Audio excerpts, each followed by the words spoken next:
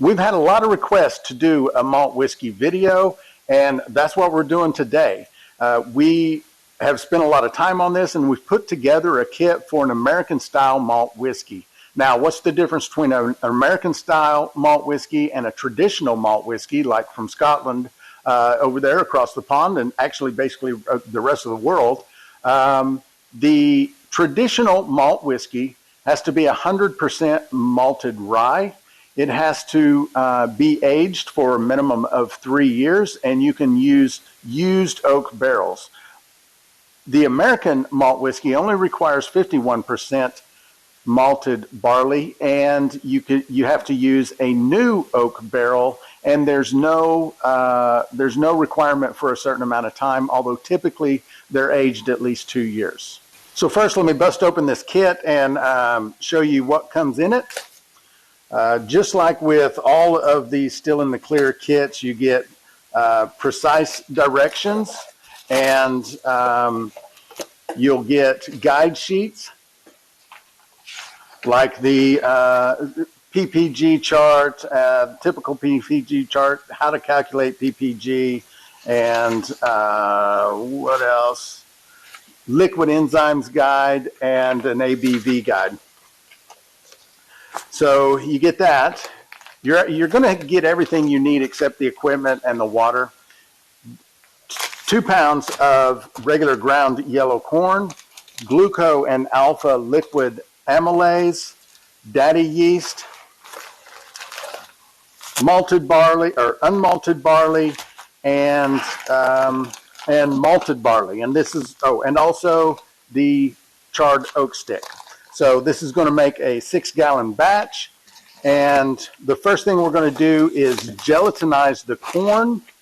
It's a little tougher to gelatinize than the barley is, so we're going to do it separately. It's a small amount of corn, just 2 pounds, so it's not going to be a lot of work. In fact, we're just going to pour boiling water over the corn, stir it up real good, and gelatinize it that way. And then we will add in the malted barley and the unmalted barley, and we will start the conversion process. This kit is a little bit different than some of the other kits, actually all the other kits that you get off of the Still in the Clear website, in that normally I add the grain slowly to the water and I hold the temperature of 190 for 90 minutes and stir the entire time. We're doing something a little bit different.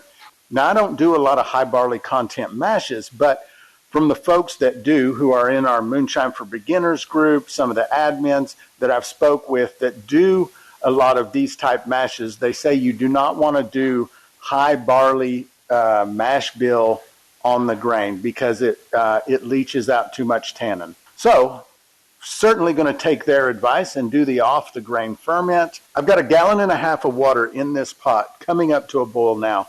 And when it's boiling, we're going to add in the corn and the unmalted barley. We're going to go ahead and let those grains gelatinize. The corn is the hard one to gelatinize, and so that's why we're bringing it up to boil. It's not going to hurt the unmalted barley. There's no diastatic power in unmalted barley, so we're not worrying about it. When it has a thick, sticky consistency, then we know we have a good gelatinization, and then we will start our conversion process. Our water's up to boil, and so we're going to put our grains in. We're going to turn the heat off so we don't have to worry about any scalding, and just dump our grains in.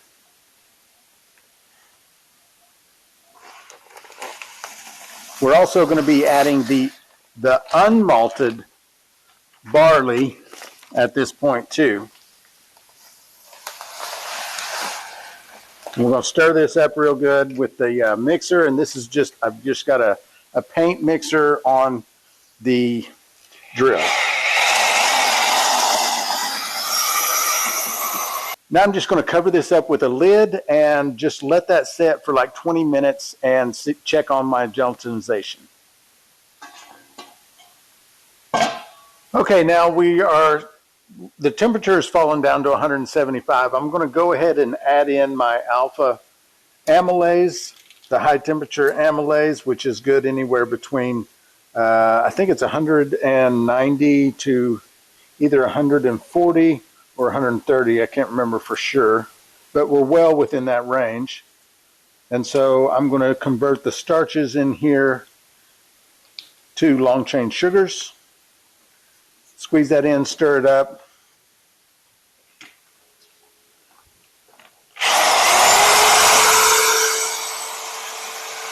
I'm going to go ahead and add in my malted barley now. I'll get that stirred in good, and then I'll add in the rest of the water. Now I'm going to go ahead and add in the glucose, and then we'll add more water, which will be cold water, just to bring it down to yeast pitching temp.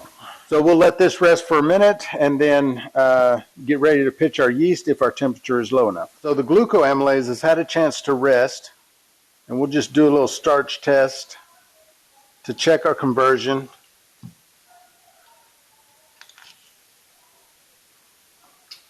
And when I stir this iodine in, it should go back to the original color and kind of blend back in rather than turn black or purple, which it did. So we got a good conversion. And our temperature is still a little bit high, so I'm going to put in this last gallon of water, which is cold, to help bring it down. Hopefully it'll come down enough to pitch yeast, but it's actually still pretty warm. So I'll probably have to let this sit overnight before I can pitch the yeast. Yeah, so I'm still up around 130 degrees. And we still got to strain all this grain off. And I'm just going to use a brew bag. There's lots of ways to do this. I'm just going to use a large brew bag with handles. I'm going to transfer all of this into the bucket with this lining the bucket, and then I'll be able to lift it up and let all the liquid strain out while the grains stay in the bag. So we let that grain bag hang over the bucket all night. It dripped everything in. The grain was pretty dry this morning, so we're confident that we've got all we're going to get. We've got roughly 4.5 gallons, maybe a little bit more. We're going to take a specific gravity reading with the hydrometer and the hillbilly wine thief. See where we came out on that. You know, the recipe should fall somewhere between 160, 165, depending on the conversion. And if we didn't get a good conversion, we can always just add some water to this, or add some sugar to this to bump up that gravity to wherever you want it. Even if you want it higher than the 1060 to 1065 that you should get, you can bump up with some sugar. And it looks like we are at, like 1064, so that's right where we're wanting to be. So all that's left is pitching the yeast, giving it some time, and then we'll distill it. The day has come to run this American malt whiskey recipe. I'm pretty excited about it because this is not a typical recipe for me. I've talked with a lot of folks that do this type of recipe. And when I say this type, I'm really talking about a high barley content recipe, which this is. This is 10 pounds out of 12 pounds of the grain is barley. And it's been kind of a new experience to me. And so some of the tips I took was do not ferment on the grain, which is something I usually do, as you guys know. So we sparged the grain, we took it, we fermented off the grain, and also this is typically done in a traditional pot still, and it's usually done with a double distillation. Now, I am going to use the typical pot still, the 5-gallon copper alembic, and I am, though, only going to do a single pot run, and again, because I want to taste those bolder flavors. I don't want to lose it with the extra distillation, so that's how I'm going to do it. And then I will probably do some more runs of this recipe and do double distillations just so that I can see. So I'm going to start transferring this over and get it into the pot so we can turn the fire on and start distilling. So for the final wash, it looks like I'm probably going to get about 4.5 gallons of liquid to put in this 5-gallon pot.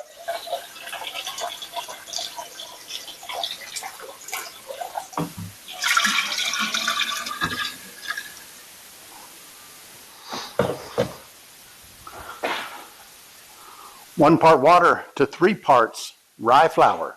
On a good copper fit, it doesn't take a lot of paste to seal this thing up. And I'm just kind of pushing down into the crack of this seam. And as the more I work it, kind of the stickier the paste will get.